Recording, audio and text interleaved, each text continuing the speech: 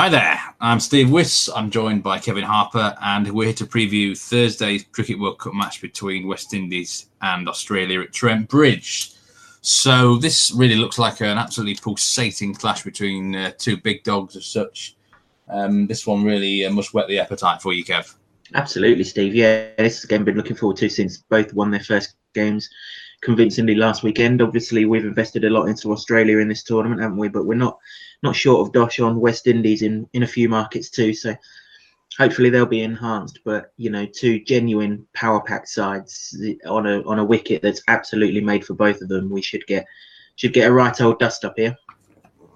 Yeah, Trent Bridge is known for its run scoring these days. It wasn't the case for the first match of the tournament when West Indies faced Pakistan, but I think we can put that down as an anomaly, as the England match proved the other day.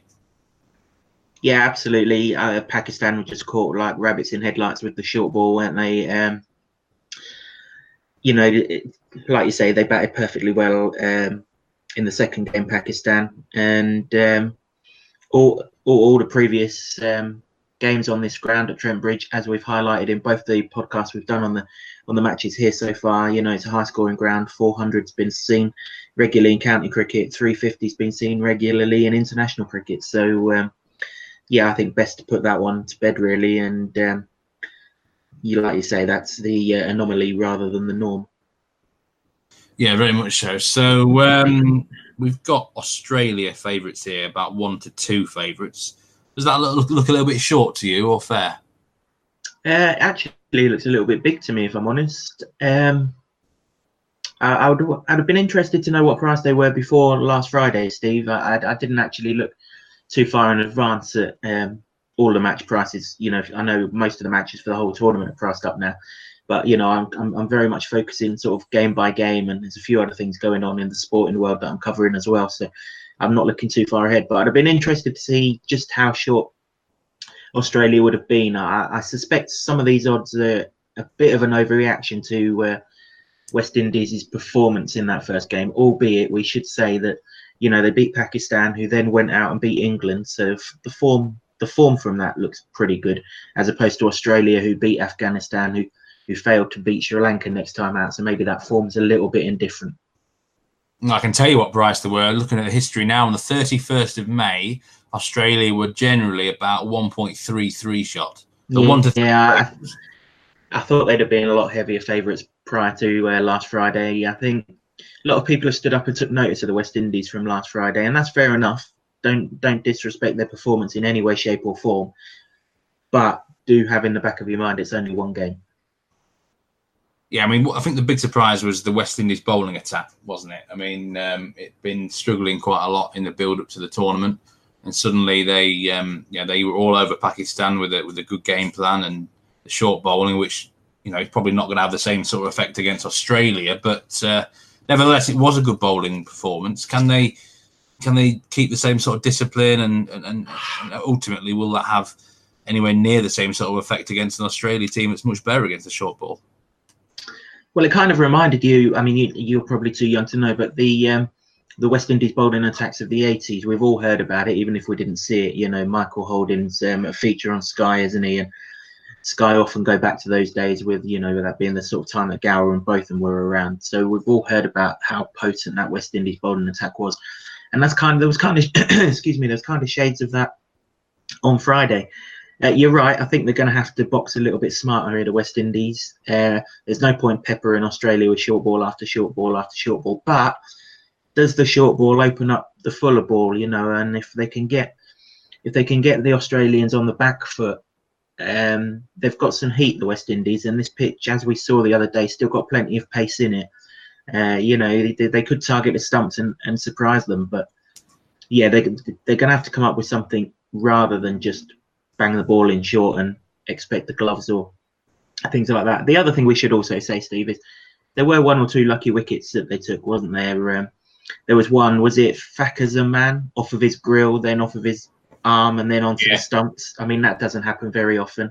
I think Sarfraz Ahmed clipped one down the leg side, and I think, was it Imam as well who did that? So they're kind of 3 wickets that were just unfortunate rather than anything that the West Indies did to prize them out, albeit the short ball tactic was good. But yeah, just to answer your question, I think they're going to have to come up with more. And also, how are they going to be backing up first spells? Because they all only really had one genuine spell in the first game, didn't they? And they're all carrying a little bit of timber, and they're all carrying a little bit of age, aren't they? And you know, if Australia get Andre Russell back for a second and third spell, does his potency stay? Jason Holder's been carrying an injury all summer. He's had limited overs when he played for Northamptonshire, and there's one or two others in this bowling attack that, you know, look like they've had a few miles on the clock. So be interesting to see, the longer the innings goes, how well they do.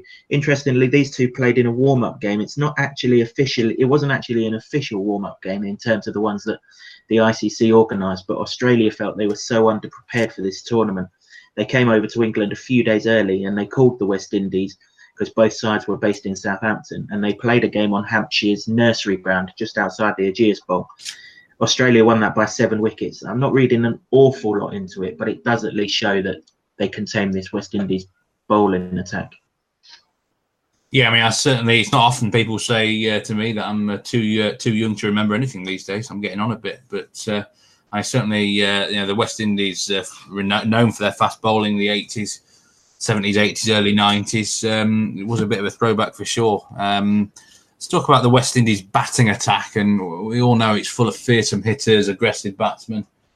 Are they going to have some issues against the pace of Starc and Cummins, or are they going to enjoy that sort of pace? Well, it's going to be a fantastic battle, isn't it? Arguably the two best opening bowlers in the competition as a pair, against potentially the two most powerful opening batsmen. Particularly if Evan Lewis comes in, then there's no doubt Gale and Lewis are the two most powerful openers in the competition. I know Roy and Bairstow will beg to differ, but you know, that's my opinion, and I'll stick to it, sort of thing. They'll enjoy the pace, won't they? But it's not just the pace that Starc in particular provides. I mean, he's got that fearsome Yorker, hasn't he? Gale's getting on a bit. You know, he's going to have to get that bat down pretty quickly, albeit he's a much more circumspect batsman in the first sort of 5 to 10 overs these days, isn't he? I can see him, you know, I can see him playing Test match cricket for 10 overs here. Chris Gale, he's the world boss and everything, but don't forget he's a mighty clever cookie, and he'll know when you get through Cummins and you get through Starc, Stoinis, Zampa, Coulter-Nile, Maxwell, they're all there for the taking. So I'll be really interested to see how Gale plays this. And I've a feeling, like I say, I'm a feeling he'll play himself in. He's done that a few times recently, hasn't he? In that series against England in the Caribbean, he hardly played a shot for 20 overs, still ended up going at well over a run of ball. So he'll definitely be able to catch up here, but it's just one of many fascinating battles in what should be a cracking contest. Are you expecting a high-scoring contest at Trent Bridge here, Kevin? You know, expecting a lot of runs, a lot of sixes? I am, but there is also the chance, because the quality of the bowlers that are on show, there is always the chance that doesn't materialise. I mean, if you're saying to me you have to bet on sixes and runs as an over or an under, I would certainly want them on my side. But I think there are other better bets in the game. But yeah, I certainly wouldn't expect a Pakistan-West Indies game. Maybe not a Pakistan-England game. Maybe somewhere in the middle sort of thing. Maybe 300 plays 300, something like that, or 310 plays 280, something along those range, rather than, you know, some of the scores that have been talked about on this ground. I don't think either side will get 400, for example.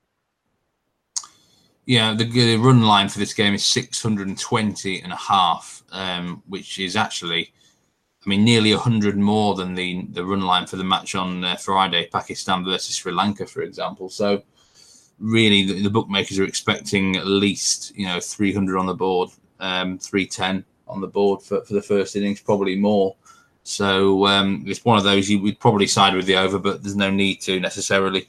Especially in terms of the sixes market. If you followed our outright punts in the tournament preview podcast, then you'll know we're heavily invested in West Indies for sixes in particular. So we don't really need to get involved in that, but you've got a few bets for the game nevertheless, and we go to a different market here. First time this tournament in the wides department. Over 15.5 wides is a bet you fancy. What price and where's that at, Kev? 5 to 6. Betway have actually been pretty good this tournament with all the markets they've priced up. We seem to be promoting bets there, left, right, and centre, don't we? And we're heading there again for this one. Credit to them, actually. If you haven't got a Betway account, do sign up to one. There are hundreds of markets for every single game in this tournament, and they have the facility where you can pick your own and, you know, request a bet and things like that. There's a link on my website if you do want to sign up to them. Yeah, I've thought outside the box for this game, Steve, because like I say, the normal thing would be, oh, there's going to be a plethora of runs and this, that, and the other. But you know, West Indies only made 230 odd in that warm-up game that I mentioned, and the nursery ground at the Ageas Bowl was nowhere near the size of the main ground. So there was a little bit there. But interestingly, there were 16 wides in that match, and I think there'll be a fair few wides here. And I think why there'll be a fair few wides here is because both sides they're not going to bowl to the strengths of the opposition, are they? They're going to have to try and do something different. For example, Starc would normally target the stumps, but you target the stumps to Chris Gale, and you know you're going a distance anywhere, aren't you? Least of all at Trent Bridge. I mean, I remember back to, I think it was 2 Champions Trophies ago, when Brett Lee tried that caper to Chris Gale at the Oval, and he cleared the school, didn't he, across the road? It was brutal carnage. So I'm kind of guessing that both bowling attacks are going to test the margins here. Australia bowled an awful lot of short balls at Afghanistan, didn't they? And many of them flew over the batsman's head because they got a little bit carried away with the pace and the bounce in that Bristol wicket. And they're probably going to get the same here at Trent Bridge. So as long as the umpires are consistent with these overhead height wides, I can see quite a few coming. And of course, the West Indies likewise. They only actually gave away 2 wides in that game against Pakistan, but there was an awful lot of hoo-ha from the crowd square the wicket, wasn't there? That there were a few borderline ones, and indeed the camera showed that the umpire let West Indies get away with 2 or 3. So as long as they're consistent with these wides, there's going to be an awful lot of short bowling, I think, and a bit of hostile bowling. But I wouldn't be surprised if some of the Yorkers are, you know, they push a wider the stumps to take away the leg side certainly from the West Indies batsmen, but also from the likes of Warner as well. And if you're pushing that line, eventually the umpire's going to get a bit cheesed off, isn't he? And he's going to get his arms active. And by the same token, you're not going to want to give too much width to Chris Gale, are you? So maybe the real quick ones will look to tuck him up on his hip, and then you got a few leg side wides coming there. So I wasn't surprised that there were 16 wides in that warm-up game. I'd actually expect there to be a few more here, just based on the fearsome batting that's on show. I think the bowlers they're going to feel a little bit of pressure here, and I think that will lead to a little bit of wayward bowling, whether by design or whether by pressure. I can see the wides coming in. Yeah, that's good reasoning actually there. Over 15.5 wides at Betway. His second pick for the game. It's in a head-to-head market between 2 West Indies players, batsmen. And tell us a bit more about this one. Yeah, I will do. Just before I come to that, though, Steve, because it's the first time we've bet on this market, we should add 5. Any wide that goes to the boundary will count as 5 wides in that particular market. So if one bouncer pings over the wicket-keeper's head and it goes to the boundary, that's 5 of the 16 that we need. You don't need 16 separate wide calls. And the same if a wide goes to the wicket-keeper and he fumbles it and they run another one, that's 2. So you're not looking for 16 out-and-out wides. It's quite possible, particularly the pace that these guys are going to be bowling at, it's quite possible that one will whiz over the keeper's head, and we'll get a batch of them that way. The second bet, I'm taking on Darren Bravo, Steve. I've had a good look at these top 4s, and Darren Bravo stood out to me like a sore thumb, but not for the right reasons. He's got a career average in ODI cricket of 30.98, which, let's be fair, it's not fantastic anyway for a guy of his undoubted talent. I mean, he's been dubbed as the second Lara for a hell of a long time, hasn't he? But he's played 14 of those matches against Australia, and his batting average comes down to 19.64, which is little short of terrible. And actually, in those 14 games, he's only gone past 25 on 3 occasions, and he's only gone past 20 on another one. So 10 of those 14 innings have been 20 runs or less. And if he follows suit here, then Hetmeyer should have him covered. It's not like Darren Bravo's in particularly good form either.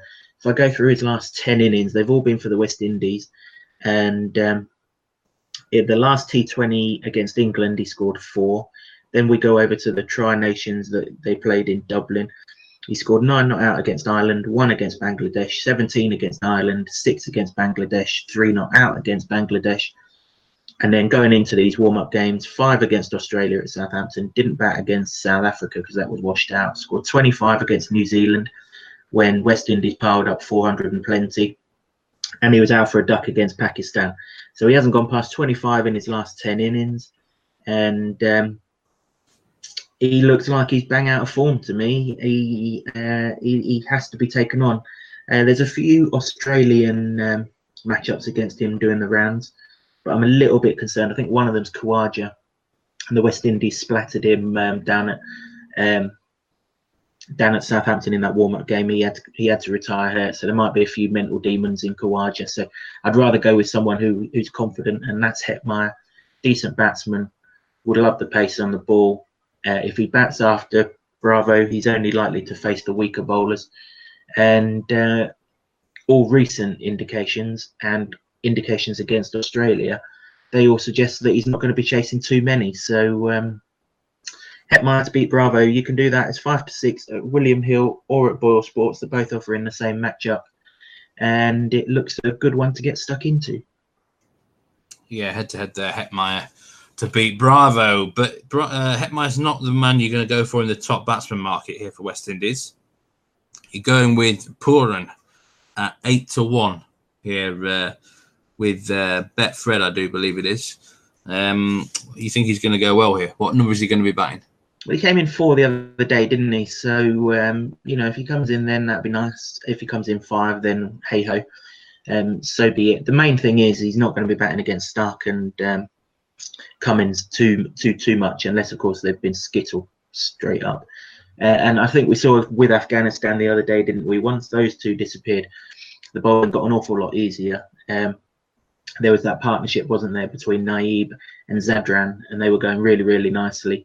And then Zadran took into Zampa, and then Rashid Khan came along and completely tore Marcus Stoinis apart. So I think, if you can find someone who won't be batting against Starc and Cummins for too much of their innings, then you're already on a winner. And I think that could well be Pooran.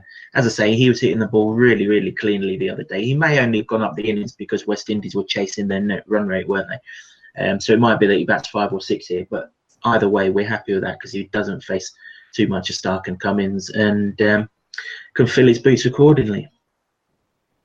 All right, brilliant. Well, I think that pretty much is all we've got time for in this episode. But nothing from me in this game. Performances look difficult. You're either betting on outright bowlers or outright batsmen, really. So, I looked at Mitchell Starc 38.5 to get a couple of wickets, but it's a sort of place where wickets don't always flow that quickly, is it? So, but you would think Starc and Cummins would be the most likely wicket takers for Australia, wouldn't you?